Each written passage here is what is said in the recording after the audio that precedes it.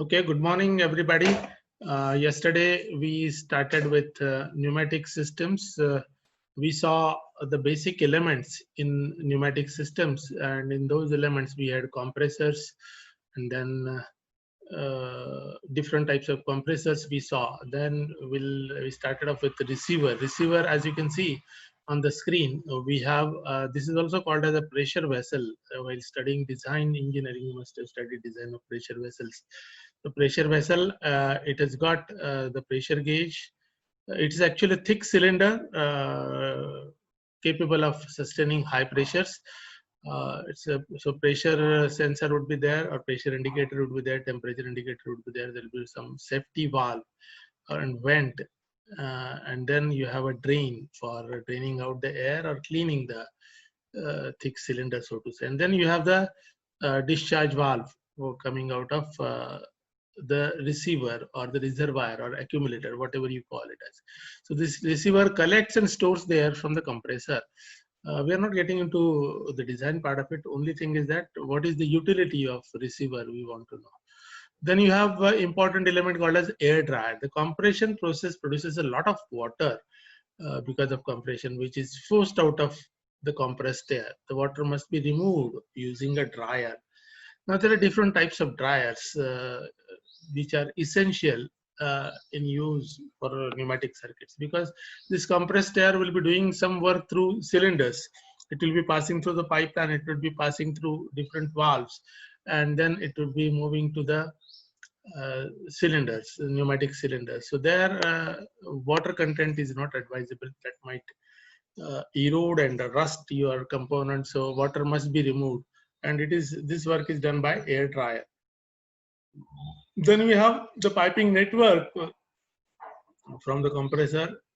Then this is used for connecting. You have the pneumatic power supply remotely placed, and then in a typical industrial environment, if you can try to visualize, you have big air compressors placed somewhere near your utilities section, where there will be electrical generator plus air compressor plus hydraulic power pack. All these elements would be there in one corner of your industrial premises, and then by using pipelines, those are given to your workplaces, maybe workshops, maybe press shops, maybe assembly shops. So this piping network design is also a big field in itself.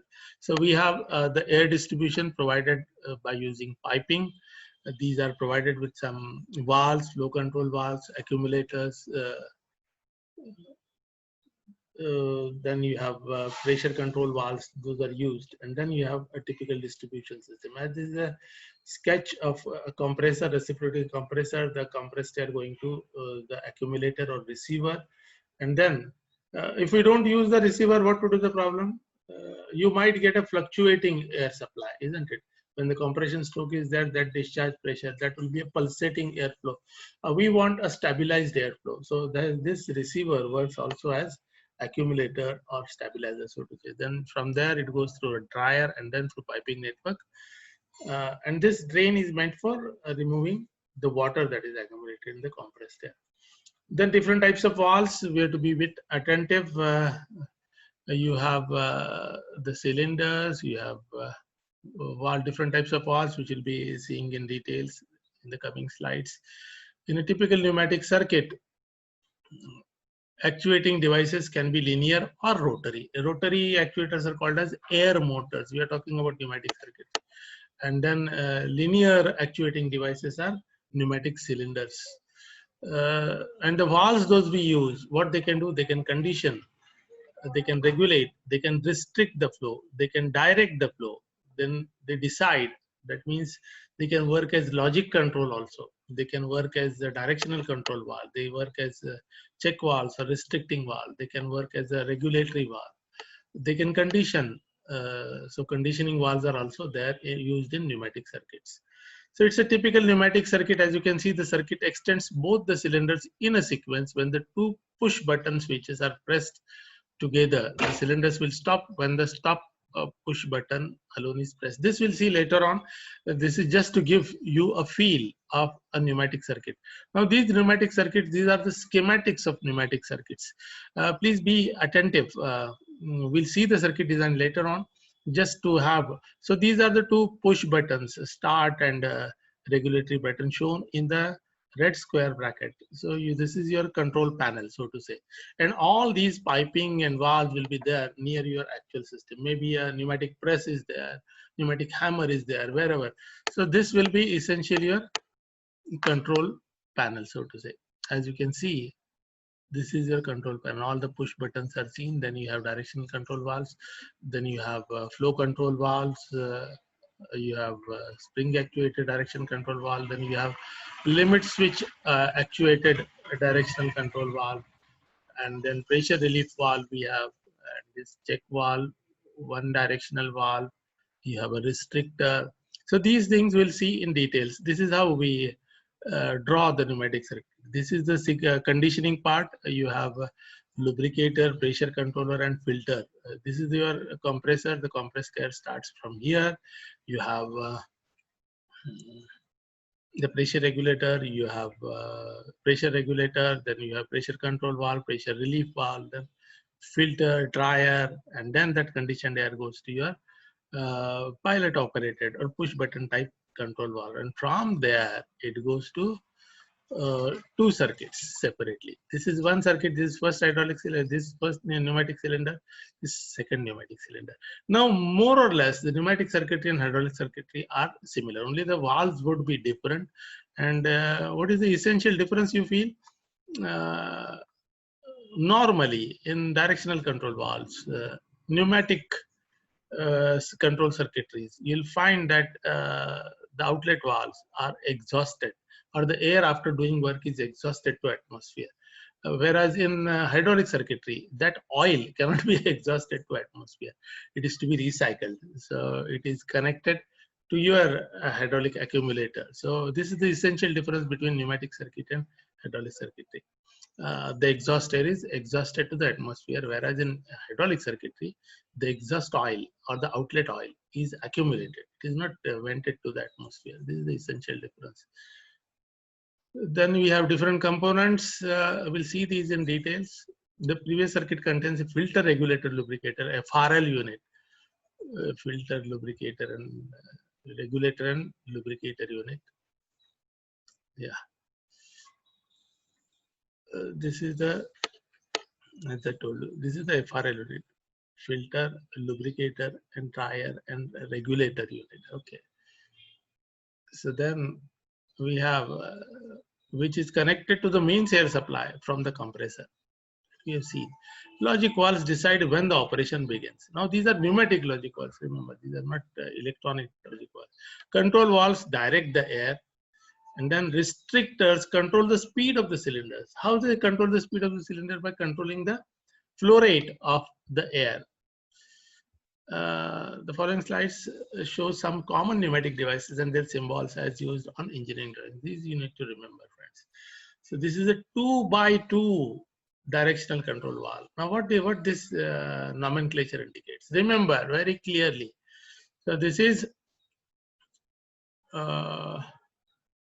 2-port and 2-way or 2 position. Now the position of these directional control valves will be only 2 positions. So this second two corresponds to position or 2 ways, and first 2 corresponds to number of ports. So first digit corresponds to number of ports and second digit corresponds to number of ways or number of positions. What are these positions?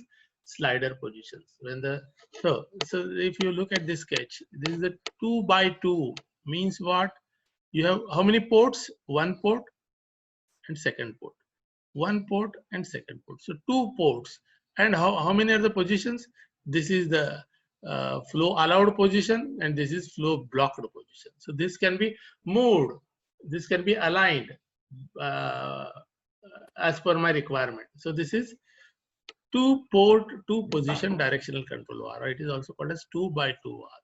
Similarly, I can have 3x2 valve. I can have 5x2 valve as per my requirements. 5x2 valve, what does it mean? 5 corresponds to number of ports on the directional control valve, and 5x2, 2 corresponds to number of positions of the directional control valve. 2 position and 5 ports. First digit corresponds to ports. If you have 4 by 2, you have number of ports is equal to 4 and number of positions is equal to 2.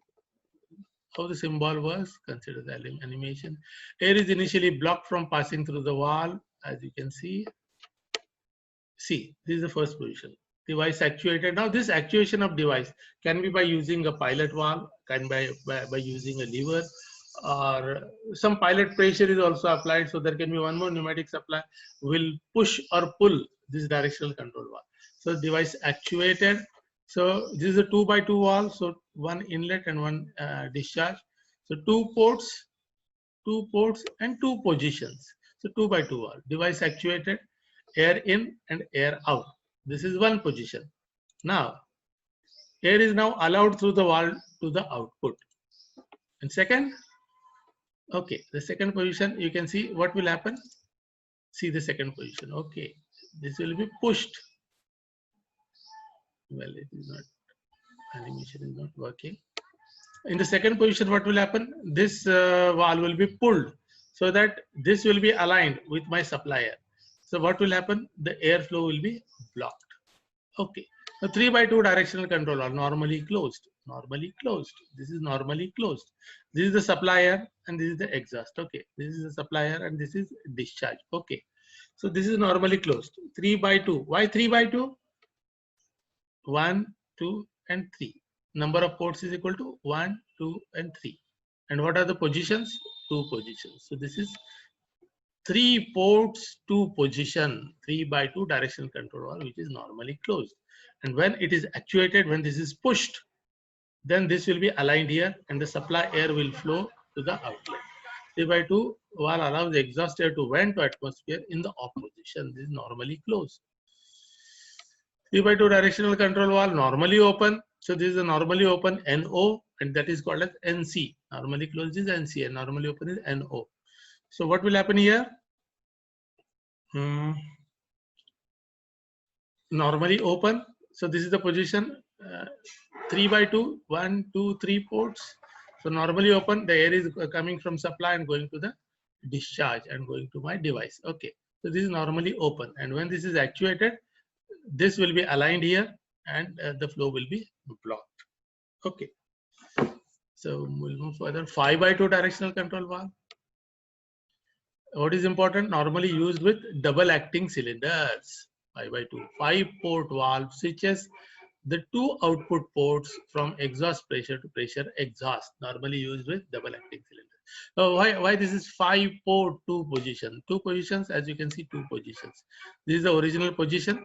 And why 5? 5 ports. 1, 2, 3, 4, and 5. So 1, 2, 3, 4, and 5. So 5 port and 2 positions. And this is normally open, as you can see. So the supply air will go to the cylinder, one side of the cylinder, forward stroke maybe. And when this is pushed, when this is actuated, what will happen? This will be aligned here. So this will be aligned here.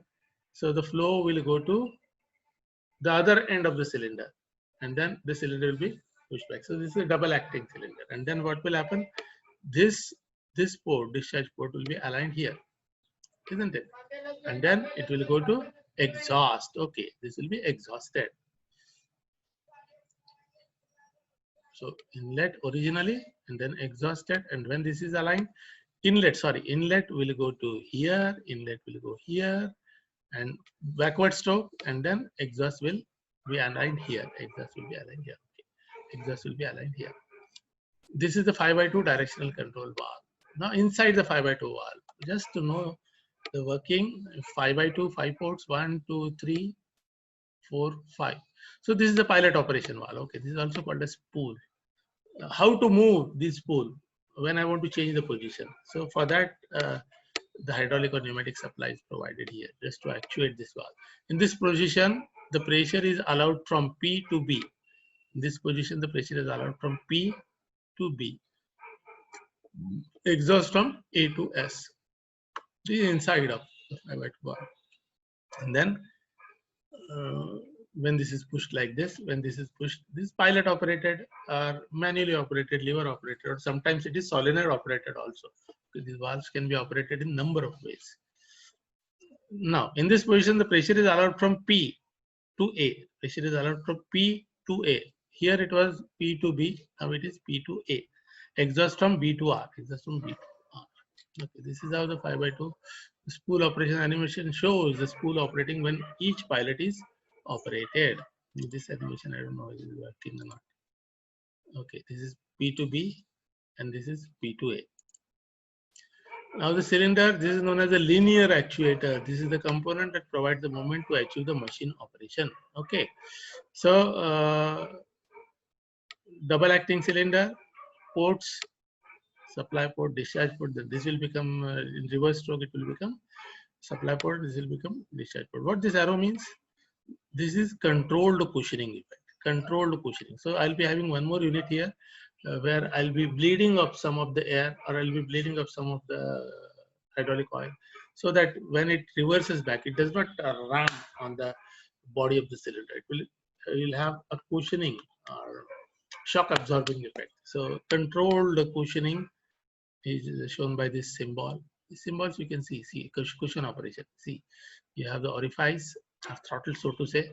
When the backward stroke is there, the air or fluid leaks out, and while reversing, it will have a smooth cushioning operation in both the strokes. So this is cushion operation. 5/2 operation animation shows the operation of 5/2 directional control valve when connected to differential cylinders. Okay. This position, the pressure is connected. See, what is happening? The supplier, 5 ports, 5/2 valve operation, 1, 2, 3, 4, 5.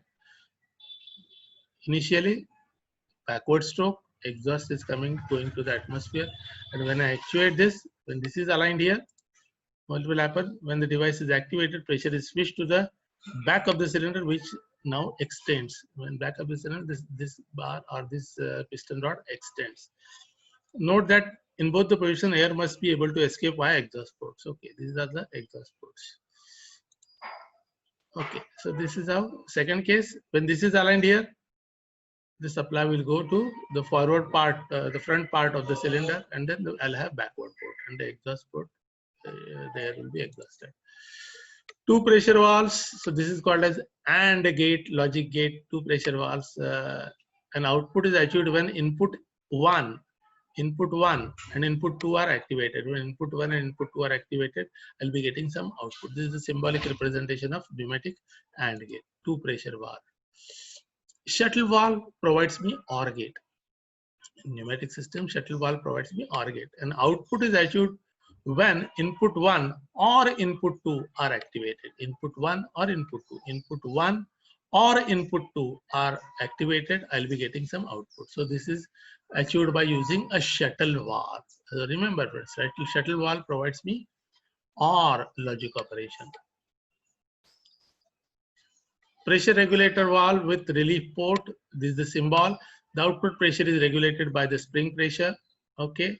We'll see the pressure regulator sketch, schematic sketch. This is a symbolic sketch. And then I have inside the regulator. See, be attentive. This is spring operated. So the pressure is regulated by using a spring of appropriate stiffness. I can preset the stiffness. So the pressure, this is the supply and this is the exhaust. Now, when the supply pressure, when I have higher pressure, let us say, what will happen? This will be pushed down against this plane, and I can preset it. The pre-tension or pre-compression of the spring can be set by rotating the screw. So accordingly, it will supply. The input pressure is allowed through the normally open valve. So initially this is open. Okay, initially this is open. Okay, it will be lifted up, and I have the supply coming in. Okay, output pressure acts on the diaphragm against the spring. So on this diaphragm, the output pressure is acting, and this force, whatever is the pressure acting above the diaphragm, it will generate some pressure force, and this force will be balanced by my stiffness force. Whatever spring I have, K into X, displacement of the spring or deflection of the spring, will provide me the spring force. That will be balanced, and that will be balanced until the balance is there, the flow is allowed. And if the balance is lost, if it is If the pressure is less, it will be lifted up. If pressure is more, it will be pushed down. When the output pressure is greater than the spring force, the valve closes. Output pressure acts on the diaphragm. When the output pressure is greater than the spring force, when the output pressure is greater than the spring force, the valve closes. The regulator in action, you can see. See, it has moved down now. Okay, it is moves down. So it is exhausted. When the output pressure is more, when the pressure is more, what will happen? Through this port or through this port, it will be exhausted. So if you go to a typical industrial environment, this regulator will always be in operation. So they will continuously listen to that hissing sound. So that happens when there are pressure fluctuations. When the pressure rises, this will be venting out the excessive air, and so that the desired pressure is maintained. And when the pressure is as per my requirement, what is my requirement?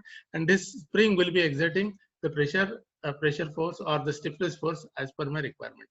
And when this is closed, when this is lifted up, this valve will be closed, and I'll be having the exhaust will be closed, and I'll be having the air supply going through my required discharge valve. Okay, this is a closed valve. Regulator in action, different positions are given. Now filter is used to remove small particles. Filter is used to remove small particles from the air. If the particles are left in the air, they will cause the pneumatic components to stick. This is a symbolic representation of filter. Inside the filter, you can go through this. The lubricator puts a mist of oil into the air. Now, if you remember in two-stroke engines earlier, there used to be petrol type of lubrication. We used to mix petrol with oil or oil with petrol, small amount of oil, so that when the combustion occurs, the oil traces will lubricate the piston rings or piston valves or cylinder valves. So similarly, we add mist of oil into the air so that this lubricates the internal components of the pneumatic valves and the cylinder. And inside the lubricator, then restrictions, different types of restricting valves. Restrictions are used to control the airflow to pneumatic devices. The speed of the pneumatic devices will therefore be controlled. This is the symbolic representation of restriction. Non-return valves. Check valves are used to allow air in one direction only. So these are non-return valves. So when the air is supplied from the air, so this valve will be pushed, and only then air will be passing. So this valve, ball valve or check valve, these are called as non-return valve. And from this end, you will not be having any supply. So one-way valve also you can call. So the check valves are used to allow air in one direction only. So these are the non-return valves. Flow control with check valve is a symbolic representation. So restrictor plus check valve. By combining the restrictor and check valve, the air is restricted in one direction only inside the restrictor and check valve. So the valve actuators, many valves are actuated by some mechanical or electrical method. Below are some common actuation symbols. We are talking about the actuation of the directional control valve itself. Either we can do it by using a lever, by using a push button.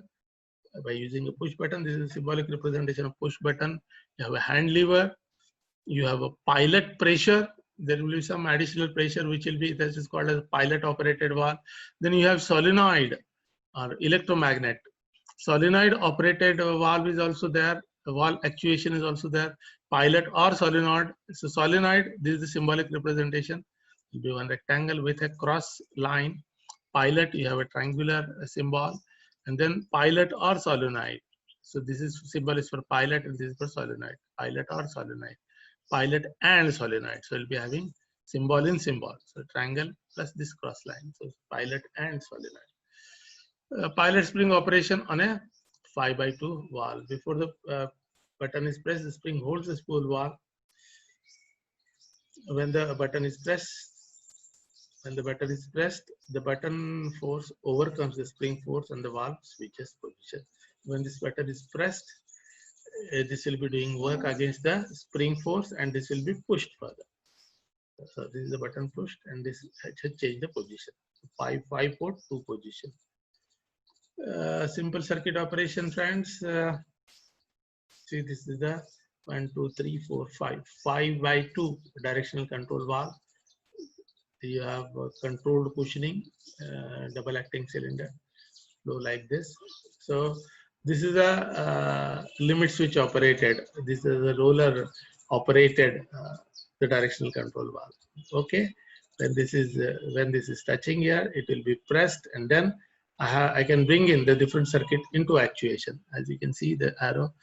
So accordingly, I can actuate this valve based on the limit switch positions. So this dead end, one position of the limit switch, wherein the limit switch or roller switch will actuate the directional control valve. When it reaches this position, this roller will be actuated by using the second limit. This we'll see in details later on. These are the two positions. See, this is the extreme retracted position, and this is the extended position. Limit switch actuated. This we'll see in details later on. Okay. I think, friends, we'll stop. The second lecture must be